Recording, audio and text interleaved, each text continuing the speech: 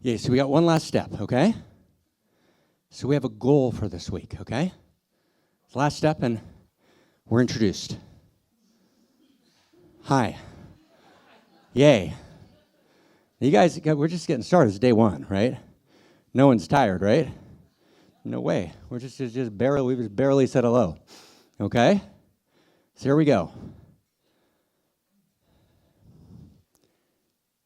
This week has to be about seduction. Seduction is the leitmotif of the week. Seduction is the core obligation of this week. Please don't leave yet. Got a couple more sentences. But it's big. Let's stay with this for a second. Okay, that's our third motif. So one was celebration, live the dream. After we set up, 2 was the 3 selves, and 3 is seduction. Okay? So anyone who leaves here unseduced. Now, James is saying, did I invite people to this? Is he going to say something that gets me out of this? Oh, he will. But it's a big word, okay? And the book of Psalms, for example, we have scripture on this, right? The infinite force of reality is the seducer.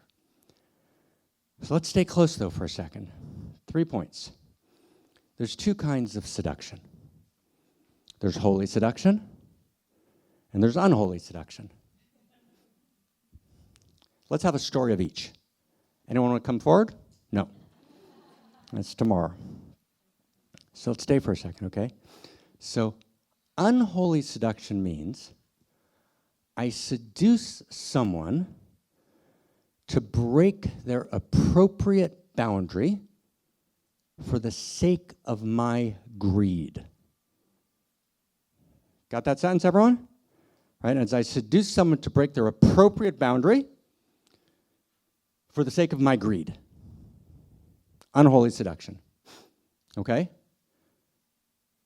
Holy seduction is when I seduce someone or I seduce myself to break my boundary of contraction, my inappropriate boundary, for the sake of their or my own deepest need. Right? So holy seduction means, right, I seduce myself or I seduce someone else to break their contracted boundary, intellectual boundary, emotional boundary, aesthetic boundary, artistic boundary, and the list goes on. I'm not good at lists, but you get the idea, okay? That's a critical distinction. It's a critical distinction. Let me say it a little deeper. Let's take the distinction one level deeper. If reality is a reductive, materialist reality only, which it's not, and reality's but a tale told by an idiot, full of sounds and furies signifying nothing, as in Faulkner's existentialist novel, The Sound and the Fury. So if there's really nothing underneath, stay close, then all we have is our artificial, socially constructed boundaries. We don't got anything else. So if anyone invades my boundary, that's who I am, right? I'm not more than that. I'm just a socially constructed boundary. That's all I am. There's nothing underneath. So if there's nothing underneath, there's nothing to be seduced to. Right? The whole notion of seduction is almost per se evil. Right? Because the only thing that actually exists is an artificial notion of the good, enshrined, right? I mean, it's very subtle, but it's very beautiful, enshrined in an artificial set of boundaries, which are ever-changing. But if reality actually is a love story, right? So my obligation is seduce thyself. Seduce thyself. Right? I've got to actually seduce myself. And to seduce myself means right, to actually transcend, to end the trance of my trauma, right, to end the trance of my contraction, and actually feel beneath into the expanded field, right? There's a great teacher who lived a few thousand years ago, whose name was Moses. And he had a student named Joshua, right? And Joshua was the least talented of the students, but became the successor. So my lineage teacher, who died a couple hundred years ago, which, as I've mentioned before, gives you a little more latitude in life, right? So he points out that Joshua becomes the successor because he was the one that trusted Moses to seduce him. So I want to invite us to seduce each other. Right? We're a unique self symphony. Seduce each other, meaning. Seduce each other to beauty, to depth, right? To outrageous embrace, right? To authenticity, right? To live the dream, right? This is a place to live the dream. This is a place where we get to look in each other's eyes and say, I love you madly, right? And it doesn't mean we're buying a U-Haul. It doesn't mean we're having sex. It means I love you madly. I love you madly. I'm ecstatic to be here with you, right? You're beautiful. You're stunning. Look at that yellow dress. And I'm not going to get sued, or maybe I will, right? But right? You follow, right? In other words, that we can be excited about each other. We can be ecstatic about each other. We can be delighted by each other. We can be delighted by each other's beauty, by each other's goodness, by each other's wisdom, right? By each other's sparkle in their eyes, the curve of your cheeks, the delight of your hair, right? Just like here we are. And we're excited. But to do that, we have to be willing to seduce each other, right? Meaning holy seduction, right? To actually give each other permission to let go of the trauma. You know, enlightenment is perhaps best summarized as the ability to bracket trauma, right? Right? So enlightenment is the ability to bracket trauma. Can I bracket trauma? This week we're bracketing trauma. It's not that it's not there. It doesn't need to be worked with. It's not that it's not. It's all real. But we're bracketing, right? We're going to live the dream, right? Imagine that there's not just a separate self. Imagine, as we've talked about so many times before, imagine there's a true self. Do you think you're going to get from separate self to true self without being seduced? Really? No chance. What do you think meditation is? It's seduction. Meditation's a form of seduction. Holy seduction. Right? Can I seduce myself beyond my separate self into my true self, right? I'm part of the field. And then can I seduce myself, and we'll get to this later in the week, beyond my true self into unique self? Then can I seduce myself beyond unique self into unique self in an evolutionary context, an evolutionary unique self? Can I seduce myself to play my instrument in the unique self symphony? Right? And so it's not know thyself, the Delphic oracle. It's seduce thyself. And the key to seduce thyself is, and I want to just throw out, if I can, a sentence as we close our introduction. Here's a big sentence, though. Take responsibility for your own arousal. It's a big sentence.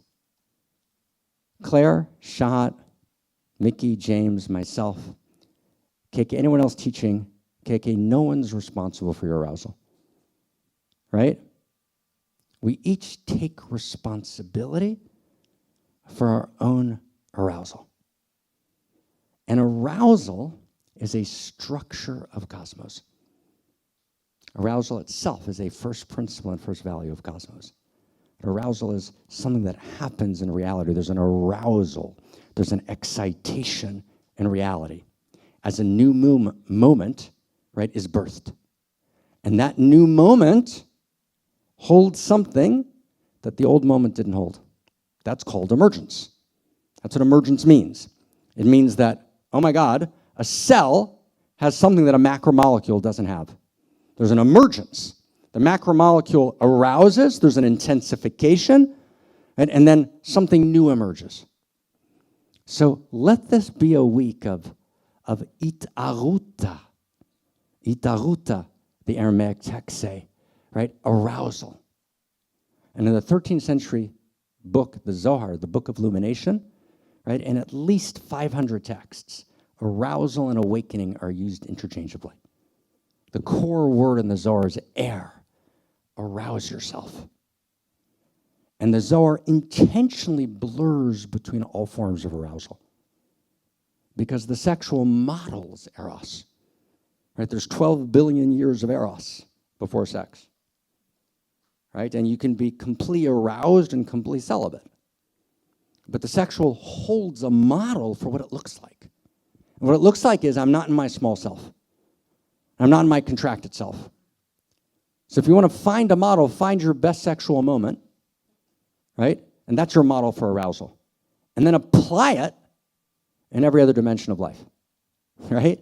What would it look like to be that person, right, who screams the name of God? Right? Right? As above, so below, screaming the name of God. Right? And when I scream the name of God, what else do I scream? The name of the other person. Because I realize they're the same. Because I'm aroused. So that's what we want to do this week. We want to arouse each other to our greatness, to our goodness, to our truth, right? To our integrity. Right? And that is not about sexuality. It's about Eros. It's about the Eros that's at the core of everything. So if there's an epigram for the week, it's seduction. Holy seduction. Intellectual, emotional, aesthetic, moral, right? Moral seduction, right? Right? Ethos, existential seduction, right? And just the seduction to let ourselves love each other. And so this is the last thing. We close with this simple point. In this text called the Zohar, the book of radiance, so there's a section called the Idra Rabbah, which is the great gathering. It's the great gathering. There were 8 people at it. 8, right? 8 people at the great gathering. We're a little overbooked, right? COVID and all, right? 8 people, right? 8 people. And they become Amuda Ha'olam. They become the pillars of reality. They become the Unique Self Symphony. The Zohar is not written by one person. The Zohar is written by a band of outrageous lovers. They're called the Chavraya, right? In Aramaic, the companions. Isn't that beautiful? They're the companions. And they're never in a study hall. Right? They walk in the garden, they're by the lake. Sometimes they gather in a hall, then they walk out again. They're in the night, they're in the morning. They're the companions of radiance. So that's who we are this week. We're a band of outrageous lovers. And outrageous lovers means Homo Amor. It means the love intelligence of reality is actually moving through us. We get to be aroused by each other. Right? In a culture in which we're not allowed to be blown away by each other's radiance without it being somehow misappropriated. We get to be blown away by each other's beauty, by each other's goodness. We get to be delighted by each other. As we meet each other in the path, whatever your protocol is in terms of health, you can either bow or hug or whatever feels right to you, but find someone's eyes. Right? And it's between now, right, and tomorrow, there's just one simple, tender, right, instruction, which is find at least 7 people between now and breakfast tomorrow where you find their eyes, you stop for a second, and you let each other be blown away by each other. And if you miss all the afternoon sessions and all the morning sessions, right, and the music and everything else, and just do that, right, for real, oh my God, right, tears in my eyes. Like, oh my God, right? We're the band of outrageous lovers. We're the companions. We're the Unique Self Symphony, right? We're in the source code itself. The source code is in us. We're in terror, and we're trembling with joy, right? Ciao.